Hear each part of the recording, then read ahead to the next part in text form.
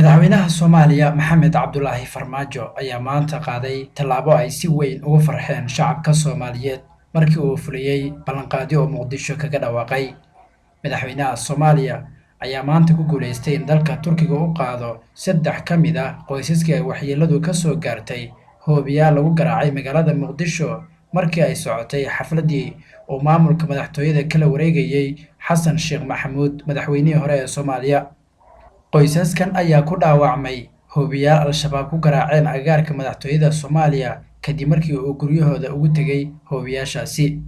Qoysaskan ayaana laga dhoofiyay garoonka diyaaradaha ee Aadan Cadde International Airport ee magaalada Muqdisho, iyadoona arrimo caafimaad loogu qaaday dalka Turkiga oo ah dowlad ay saaxiibo dhow yihiin dowladda Soomaaliya.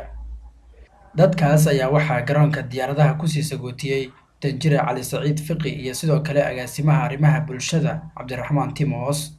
Tallaabadan ayaana muujinaysa inuu Farmaajo fulinayo ballanqaadyadii ahaa in dalka dibaddiisa uu ku soo daweyn doono cid kasta oo ku waxyeellooda dhibaatada Al-shabaab ay ka wadaan.